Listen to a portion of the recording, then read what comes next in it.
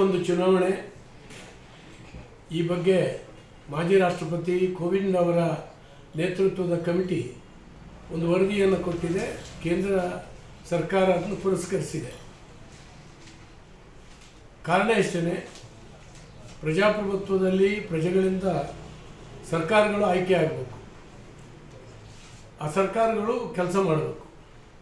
ಸ್ವಾತಂತ್ರ್ಯ ಬಂದ ನಂತರ ಇತ್ತೀಚಿನ ವರ್ಷದಲ್ಲಿ ಪ್ರತಿ ವರ್ಷ ಒಂದೊಂದು ಚುನಾವಣೆಗಳು ನಡೀತಾ ಇದೆ, ಬೇರೆ ಬೇರೆ ಚುನಾವಣೆಗಳು ನಡೀತಾ ಇದೆ. ಹಾಗಾಗಿ ಪ್ರಜಾಪ್ರಭುತ್ವ ನಮಗೆ ಬಹಳ ದುಬಾರಿಯಾಗಿ ಕಾಣ್ತದೆ.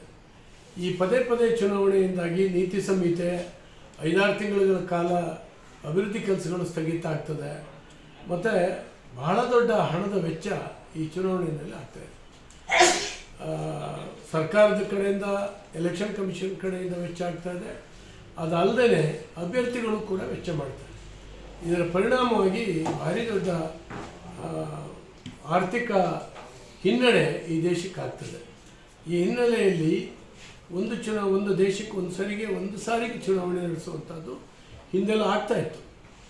ಸ್ವಾತಂತ್ರ್ಯ ಬಂದ ಆರಂಭದ 10-20 ವರ್ಷ ಹಾಗೆ ನಡ್ಕೊ ಬರ್ತಾಯಿತ್ತು. ವಿಧಾನಸಭೆ ಲೋಕಸಭೆ ಒಟ್ಟೊಟ್ಟಿಗೆ ನಡೀತಾ ಇತ್ತು. ಈಗ ಲೋಕಸಭೆ ಒಂದು ಸರಿ ಆಗ್ತದೆ, ವಿಧಾನಸಭೆ ಬೇರೆ ಬೇರೆ ಸಂದರ್ಭದಲ್ಲಿ ನಡೆಯುತ್ತೆ. ಆಮೇಲೆ ಸ್ಥಳೀಯ ಸಂಸ್ಥೆಗಳ ಚುನಾವಣೆಗಳು ಮತ್ತೆ ನಡೀತದೆ.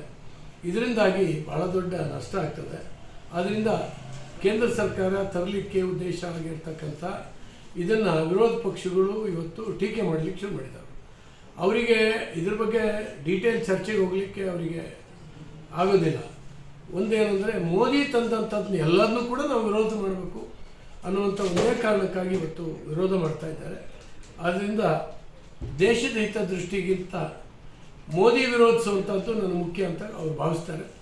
ಆದರೆ ದೇಶದ ಹಿತ ದೃಷ್ಟಿಯಿಂದ ಒಂದೇ ಚುನಾವಣೆ ನಡೆಯುವಂಥದ್ದು ಅಗತ್ಯ ಇದೆ ಅಂತೇಳಿ ನನ್ನ ಅನಿಸಿಕೆ.